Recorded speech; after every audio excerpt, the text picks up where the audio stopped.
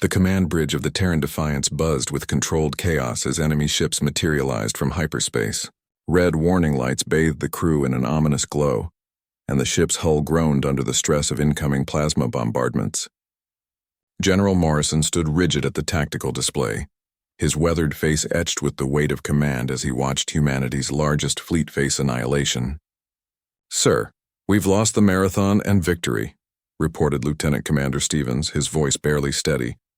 "The Hegemony fleet outnumbers us 3-1. Morrison's jaw tightened. The Hegemony, a coalition of 7 alien species that had conquered half the galaxy, had finally come for Earth.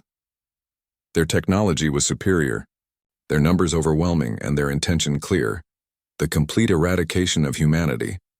Adnan Malik, a young tactical officer barely out of the academy, gripped his console as another shockwave rocked the ship. At 22, he had never seen real combat, only simulations.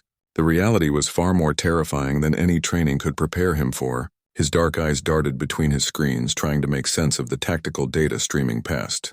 "General, we are receiving surrender demands from the Hegemony flagship," announced the communications officer, her voice trembling. "Ignore them," Morrison growled. "Humanity doesn't surrender." That's when she stepped forward. Admiral Raza had been standing quietly at the back of the bridge, wearing a simple gray uniform without visible rank insignia. Most of the crew had assumed she was some kind of military observer or intelligence analyst. She was young, perhaps 25, with sharp features and calculating eyes that seemed to absorb everything around her. No one had paid her much attention during the crisis, which was exactly how she preferred it. But now, as the situation grew desperate, she moved with quiet authority toward the center of the bridge. Her steps were measured, confident, and somehow managed to cut through the chaos like a blade through silk. "General Morrison," she said, her voice carrying despite its softness. Morrison turned, irritation flickering across his face. "Not now, whoever you are. Can't you see we're in the middle of—" "Permission to speak, sir," Nihal interrupted, her tone respectful but firm. Then, after the briefest pause, she added with steel in her voice, "Or command." The bridge fell silent except for the hum of machinery and distant explosions.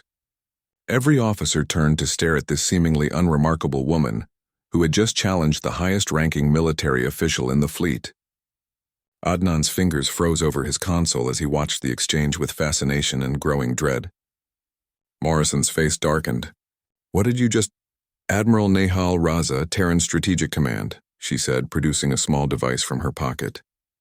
She pressed it, and a holographic display materialized above it, showing her credentials and rank. Authorization code Omega 77 Alpha.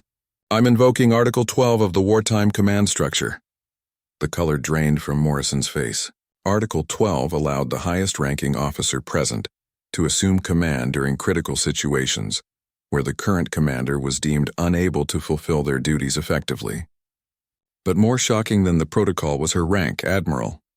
At her age, it was almost impossible unless— "You're her," whispered the communications officer. "The Ghost Admiral, the one who ended the Centauri Rebellion in 3 days." Nihal didn't acknowledge the recognition. Her attention remained fixed on Morrison. "General, you've done admirably, but this requires a different approach. Stand down." Morrison's hand moved toward his sidearm, but something in Nihal's eyes, a cold certainty that spoke of battles fought and won in ways others couldn't imagine, made him hesitate. Adnan watched in amazement as this young woman, who had been invisible moments before, somehow commanded the entire bridge with nothing more than her presence. He had heard whispers of the Ghost Admiral, a military prodigy who appeared suddenly in impossible situations, achieved victory through unconventional means, then vanished again. But he had assumed they were just stories. "Admiral," Morrison said finally, stepping aside. "The bridge is yours." Nihal moved to the central command position with fluid grace. "Thank you, General." "Lieutenant Malik," she said, turning to Adnan, who startled at being addressed directly. "Display the enemy formation pattern on the main screen. Focus on their flagship positioning."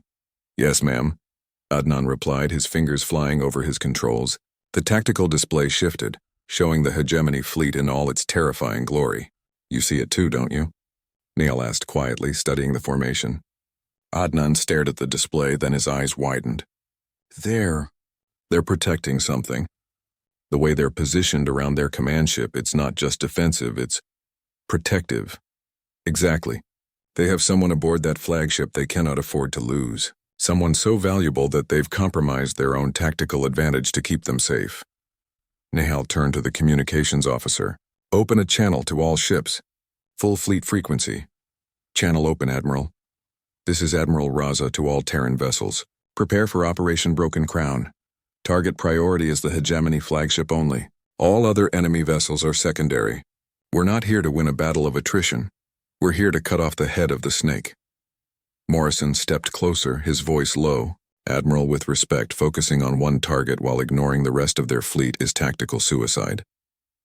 Nehal smiled, the first expression of warmth she had shown since taking command. General, there's something you need to understand about humanity. We don't fight wars the way other species expect. We don't follow their rules or use their strategies. We survive because we're unpredictable, adaptable, and absolutely ruthless when cornered. She turned back to the tactical display. The hegemony has studied our military doctrine, our ship designs, our conventional strategies. They know exactly how we should respond to this situation, but they don't know about contingencies that exist outside normal command structures.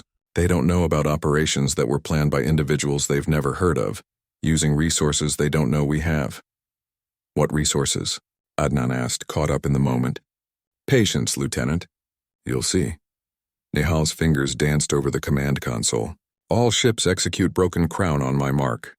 Remember, we're not trying to destroy their flagship, we're trying to capture it. Target their engines and weapon systems only. The next few minutes unfolded like a carefully orchestrated dance. The Terran fleet, instead of engaging in the expected broadside battle, executed a series of precise surgical strikes.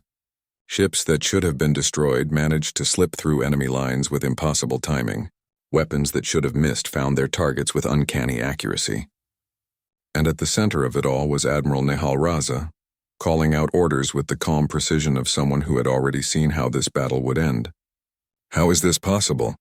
Morrison muttered as he watched 3 hegemony destroyers crippled by a single Terran frigate. Because she's not just an admiral, Adnan said, understanding flooding through him. She's the one who designed the contingency protocols. Every impossible maneuver, every perfect timing, it's all part of a plan she made years ago. As the hegemony flagship's defenses finally collapsed and Terran Marines prepared to board, Nehal turned to address the bridge crew. The war isn't over, but this battle is. And the hegemony will learn today what every enemy of humanity eventually discovers. We don't just survive against impossible odds. We thrive on them. In the aftermath, as reports of surrender came in from across the hegemony fleet, Adnan realized he had witnessed something extraordinary, not just a military victory, but a demonstration of what made humanity unique in the galaxy. The ability to produce individuals who could change the course of history with nothing more than careful planning, perfect timing, and the absolute refusal to accept defeat. Admiral Nehal Raza had saved humanity not through superior firepower or numbers, but through pure human ingenuity. And as she quietly stepped back into the shadows, preparing to disappear once again until the next impossible crisis, Adnan understood why the stories called her the Ghost Admiral. Some heroes wore their ranks proudly. Others wore them only when the galaxy needed saving.